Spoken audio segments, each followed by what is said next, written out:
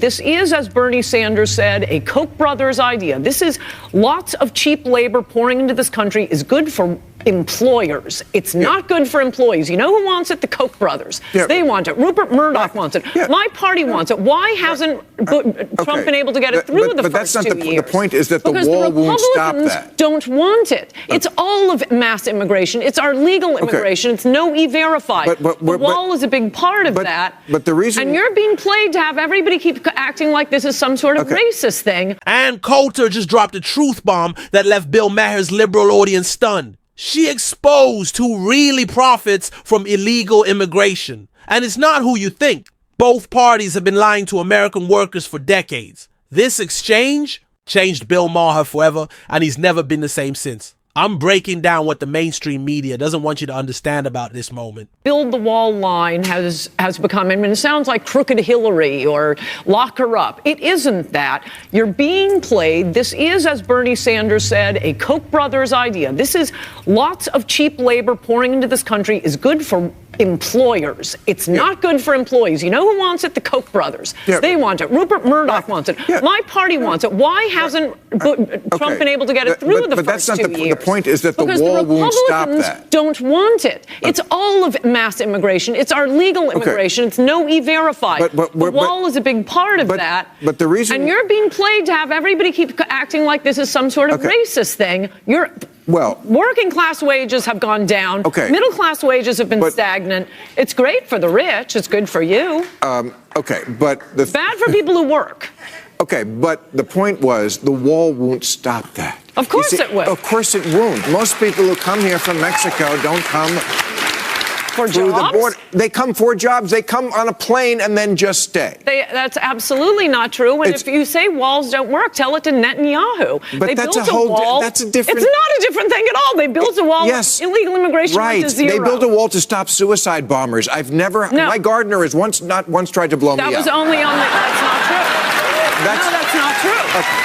All right. That's absolutely. What about, they built two walls. Wait, northern side, Gaza side. I agree. Those walls worked. Southern side was to stop African illegal immigrants coming in and taking jobs. Went from a huge problem to zero illegal immigrants. All right. And Mexico will pay for it?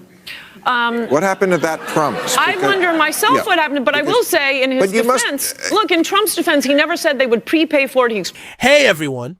Today, we're breaking down Ann Coulter's appearance on Real Time with Bill Maher, where she absolutely demolished the liberal narrative on immigration and left Maher's audience stunned.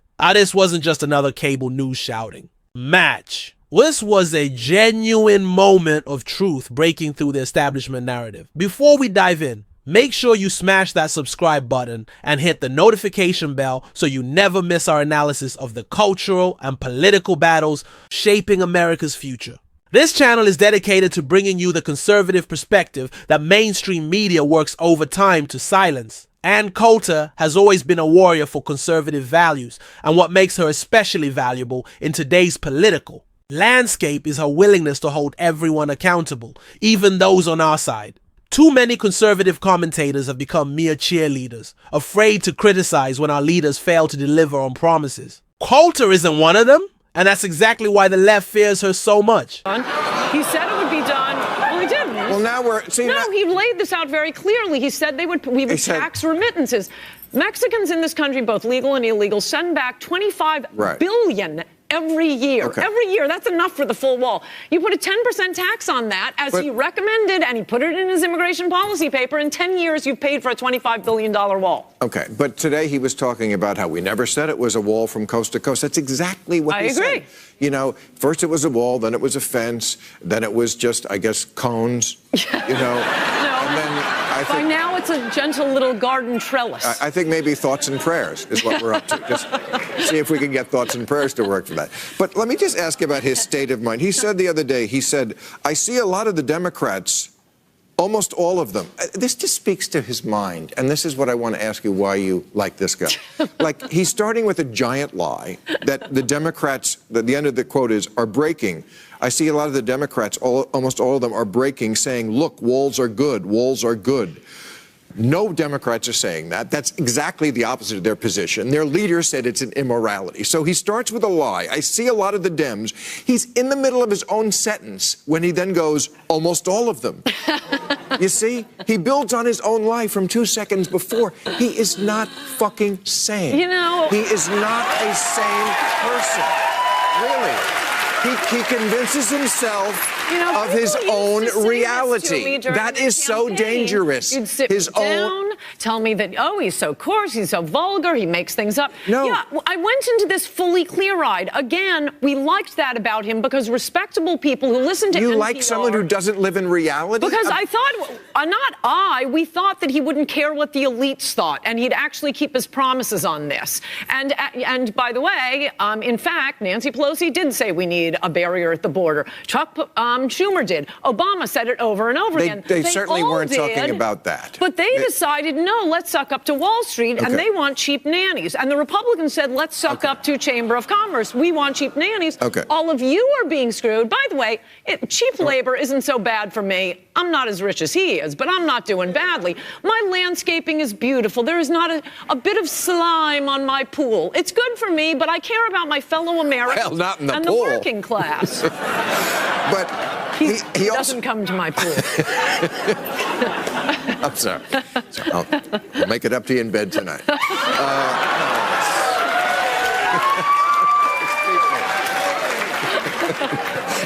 Tonight, I'll be Kellyanne, and you be George Conway. Let's talk about what made this exchange so powerful. Ann Coulter hit at the heart of what's actually happening with immigration in America. The narrative that opposing illegal immigration is somehow racist is one of the most insidious lies perpetuated by the left. Coulter brilliantly exposed who really benefits from mass illegal immigration: the donor class, big corporations, and the wealthy elite who employ cheap labor. When she pointed out that the Koch brothers and Rupert Murdoch benefit from this system, she was speaking a truth that crosses partisan lines. It's not about left versus right. It's about the elite versus the working class. This is exactly why immigration is such a complex issue in American politics. The Republican establishment, what we might call the Chamber of Commerce wing of the party, has long wanted cheap labor. The Democratic establishment wants new voters. And caught in the middle are everyday Americans who see their wages depressed and communities transformed without their consent. What's remarkable is how effectively Coulter articulated Bernie Sanders' own position on this issue from earlier in his career. Before the Democratic Party went full woke, Sanders understood that mass immigration primarily benefits corporate interests at the expense of American workers. His evolution on this issue shows just how dramatically the left has abandoned economic populism in favor of identity politics. Bill Maher's audience was visibly uncomfortable during this exchange because Coulter was dismantling the simplistic, walls are racist narrative they've been fed. When she pointed out that Israel's border walls have been 100% effective, Maher tried to pivot with a joke about gardeners not being suicide bombers. But Coulter wouldn't let him off the hook, noting that Israel's southern border wall was specifically built to prevent economic migrants, exactly like our southern border situation. What the mainstream media won't tell you is that opposition to illegal immigration is actually the majority position among Americans of all backgrounds. Hispanic Americans living in border communities often have the strongest opposition to illegal immigration because they're the ones directly affected by the crime, wage depression, and strain on public services that come with it. What I respect most about Ann Coulter is her intellectual consistency. Unlike many commentators who've turned political analysis into team sports, Coulter holds Donald Trump accountable when he fails to deliver on his core promises. The wall was the central promise of Trump's 2016 campaign, not just building sections of wall, but a comprehensive barrier and immigration enforcement system. When Maher tried to catch Coulter in a partisan trap by bringing up Mexico paying for the wall, she didn't take the bait or offer excuses. This is where too many on our side fail. We've become so tribal that we feel obligated to defend every tweet, every policy pivot, every unfulfilled promise. That's not how we hold our representatives accountable. If we want better performance from Republican leadership, we need to be honest when they fall short. We'll switch it up. Okay. So he also said this week, I know more about technology than anybody. Now, this is an insane person. How can we move forward with an insane person? No, I find his puffery really charming. I mean, that's hardly the stupidest thing.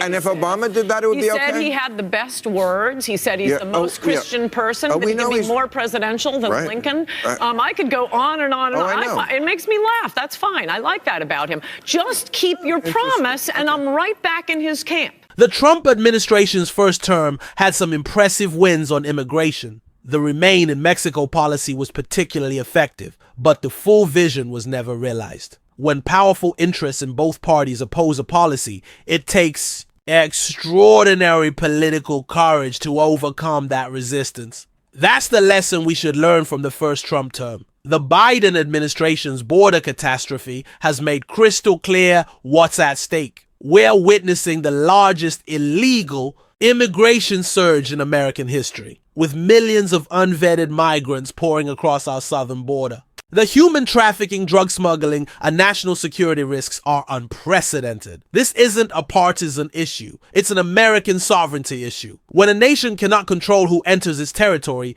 it ceases to be a functioning nation. Democrats used to understand this. Bill Clinton, Barack Obama, and even Joe Biden in previous decades made strong statements about the importance of border security. What changed wasn't the principle, it was the political calculus. Let's talk about Bill Maher for a minute. Despite our obvious political differences, I've always found Maher to be one of the more intellectually honest voices on the left. He's willing to challenge progressive orthodoxy in ways that most liberal commentators wouldn't dare. In the clip we analyzed, you can see the seeds of Maher's eventual break with the woke left. He's making his anti-Trump arguments, but he's also willing to joke with Coulter and engage with her points rather than simply dismissing her as a heretic, which is the standard operating procedure on most liberal shows. Maher represents an older style of liberalism, one that valued debate, free speech, and heterodox thinking. That tradition is rapidly disappearing from the left, replaced by a quasi-religious ideological conformity where certain claims are accepted on faith and questioning them is considered moral transgression. This explains why Maher has increasingly found himself alienated from the modern left despite his progressive positions on most issues. When he criticizes cancel culture, Islamic extremism, or transgender ideology being pushed on children, he's treated as a traitor to the cause rather than someone offering principled criticism. The irony is that Maher hasn't changed much over the years. The left has simply moved so far in one direction that his brand of classical liberalism now appears moderate or even conservative by comparison. This ideological shift has created strange political alignments, with traditional liberals sometimes finding more common ground with conservatives on issues like free speech than with the progressive wing of their own party. What we see in this exchange between Coulter and Maher is a glimpse of what political discourse could be. Passionate disagreement without personal animosity, and a willingness to engage with opposing arguments rather than simply dismissing them as beyond the pale. One moment in the exchange that really stands out is when they discuss Trump's communication style. Maher cites Trump's tendency toward hyperbole and self-aggrandizement as evidence of instability, but Coulter frames it as puffery that she finds charming. This gets at something fundamental about Trump's appeal that the establishment has never understood. In an era of focus-grouped politicians who speak entirely in poll-tested platitudes, Trump's unfiltered communication style feels authentic. When he says he knows more about technology than anybody, or that he's the most Christian person, most supporters don't take these claims literally. They see them as expressions of confidence and enthusiasm. The political and media establishment's obsession with fact-checking these obvious hyperboles completely misses the point. Trump supporters value his willingness to speak without the constraints of political correctness far more than they care about the technical accuracy of every statement. This authenticity gap extends far beyond Trump. It's why podcasts like Joe Rogan's have eclipsed mainstream news and cultural influence. People are desperate for conversations that feel genuine, even if they're messy or occasionally incorrect. The sterile, carefully curated discourse of establishment media rings hollow by comparison. The left's inability to understand this phenomenon leads them to repeatedly underestimate populist movements. They dismiss Trump supporters as rubes who literally believe every exaggeration, rather than recognizing that many Americans are simply responding to a candidate who speaks to their concerns, without the filter of coastal elite sensibilities. The immigration debate perfectly illustrates the disconnect between elite consensus and popular will in America today. Poll after poll shows that a strong majority of Americans want secure borders and reduced illegal immigration. This is true across racial and economic lines. Yet for decades, both parties' leadership have ignored this preference. Democrats increasingly view opposition to illegal immigration as tantamount to racism, while establishment Republicans quietly sabotage enforcement efforts while paying lip service to border security. This elite consensus against the popular will is why Trump's America First message resonated so powerfully in 2016. He was willing to challenge the bipartisan orthodoxy that had failed. American workers for generations. The corporate media's framing of immigration is deliberately designed to obscure this class dynamic. By reducing all immigration concerns to racism, they make it impossible to discuss the economic impacts on working Americans. This is why Coulter's framing of the issue as one of class rather than race was so disruptive to Maher's audience. When elites from both parties unite against a policy that most Americans support, it reveals the fundamental brokenness of our representative system. The donor class has captured both parties to such an extent that the will of voters is routinely ignored on issues where it conflicts with elite economic interests. This moment between Coulter and Maher represents something we need more of in our political discourse, substantive debate about policy impacts rather than endless accusations about motives. Coulter didn't accuse Maher of wanting open borders because he hates America. She explained who benefits economically from the status quo. As we head toward another election cycle, we need to demand this level of clarity from our leaders and commentators. Slogans and virtue signaling won't secure our border or address the legitimate concerns of American workers affected by immigration policy. For conservatives, the lesson is clear. Hold our leaders accountable for results, not rhetoric. It's not enough to say the right things about immigration. We need to support leaders who will actually deliver on their promises despite the inevitable resistance from special interests. The American people have made their preferences clear on immigration for decades. They want a system that prioritizes American interests, secures our borders, and creates an orderly merit-based process for legal immigration. The gap between this popular consensus and our actual policies represents one of the most glaring failures of our political system. And Coulter deserves credit for her consistency and courage in advancing this argument, even when it means criticizing leaders on her own side. That's the kind of principled conservatism we need to revitalize our movement and our nation. If you found value in today's analysis, please hit that like button, share this video with friends, and subscribe to the Black Coffee Podcast for more unfiltered conservative perspectives. We're building a community of patriots committed to truth, constitutional principles, and America First policies. Until next time, stay strong, stay informed, and keep fighting for the America we know and love.